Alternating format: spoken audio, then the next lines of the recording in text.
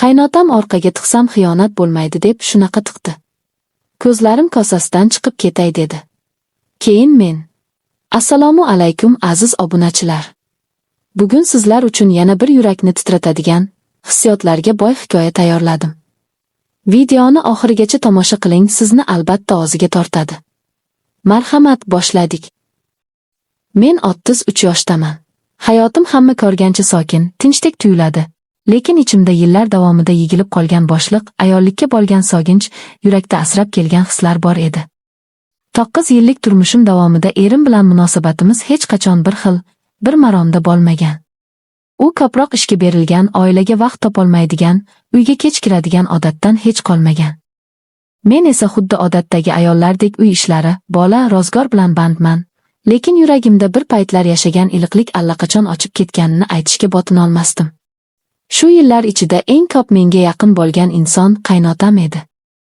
U yaxshi odam, mehribon, lekin ba'zan uning menga bo'lgan nigohlari ichimda galati hissiyotlarni uyg'otardi. Avvallari buni oddiy ota mehriga yoyib kelerdim, lekin oradan vaqt o'tgan sayin u qarashlar, ozgacha ma'nodagi izohlarni yashira olmay qolar edi. Bir kuni erim yana navbatchilikda qolishini aytdi. Bolamni uxlatib, oshxonada idishlarni yigishtirib yurgandim. Qaynotam ichkaridan chiqib sekin ovozda: "Qizim, yana yolg'iz qoldingmi?" deb so'radi. "Ha, ishlaridan bosholmayaptilar", dedim jilmayib. U menga uzoq tikildi.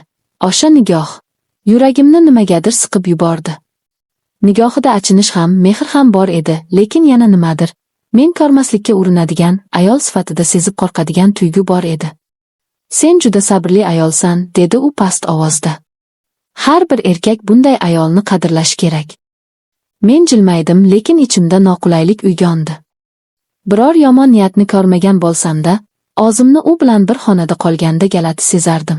Ba'zan u ortiqcha maqtardi, goho "sen juda chiroyli qizsan" deb qo'yardi. Bularning bari menga qiyin ta'sir qilardi. O'zimning uyimda o'zimni begona kabi his qila boshladim. Mana shunday og'ir kunlarning birida ishxonamizga yangi yigit ishga keldi, Azamat.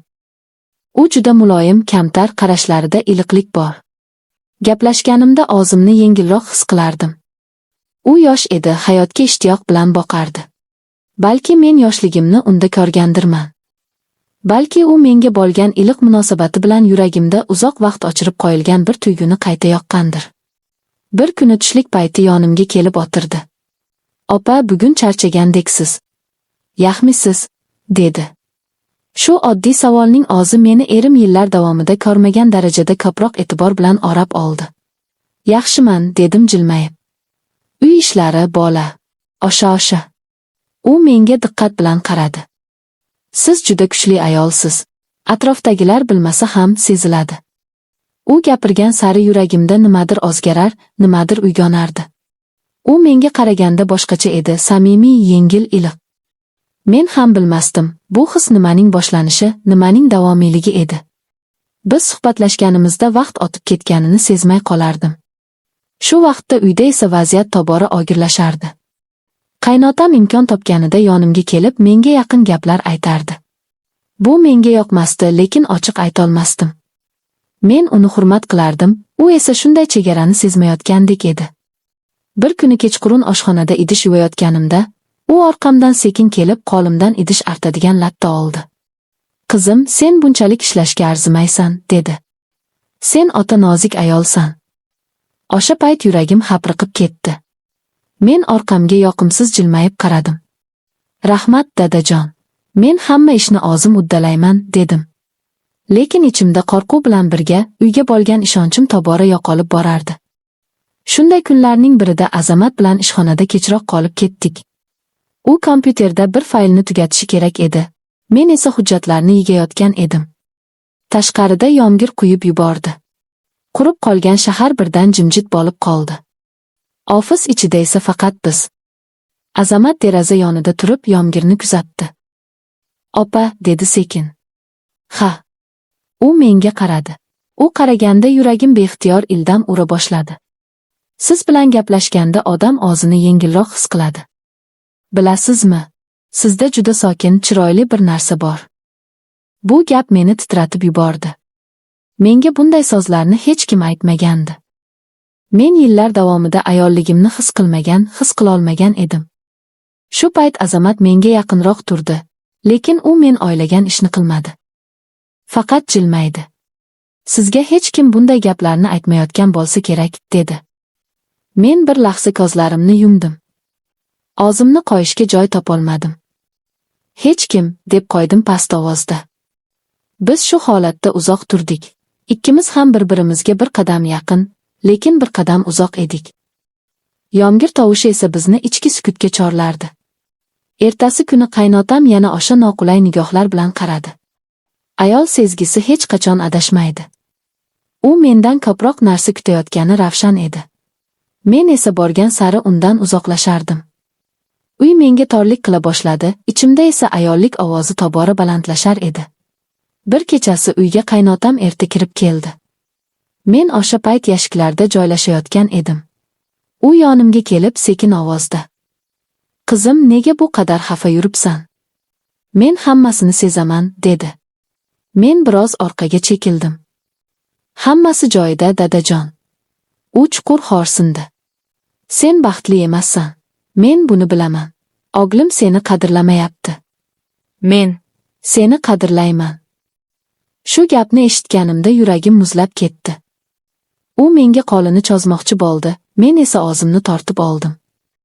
"Dadajon, bunaqa gaplar kerakmas", dedim qat'iy ohangda. "Men sizni hurmat qilaman, lekin chegaradan oshmang."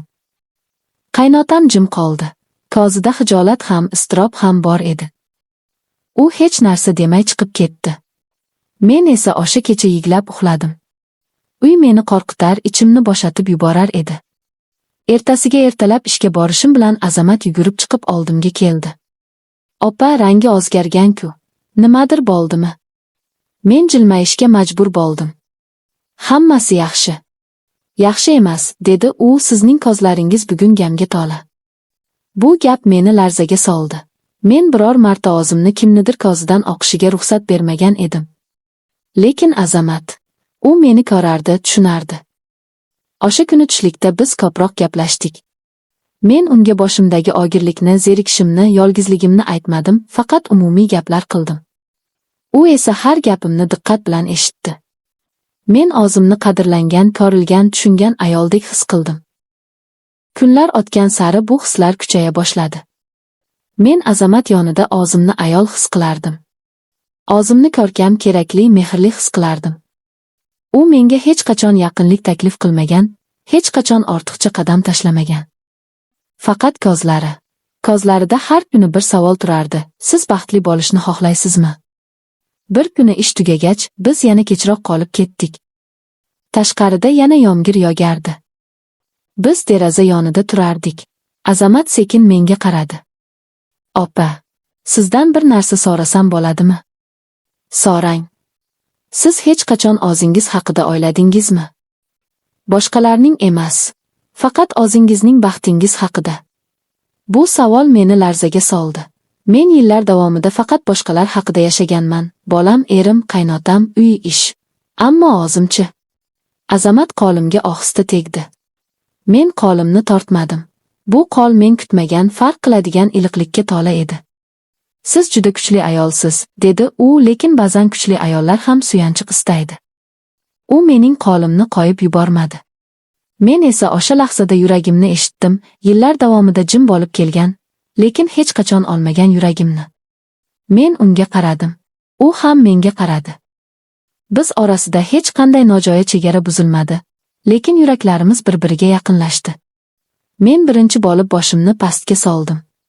"Azamat, bu noto'g'ri", dedim sekin. "Baxt hech qachon noto'g'ri emas, opa", dedi u past ovozda. Men uning qo'lini asta qo'yib yubordim. Ammo yuragim uni qo'yib yubormadi.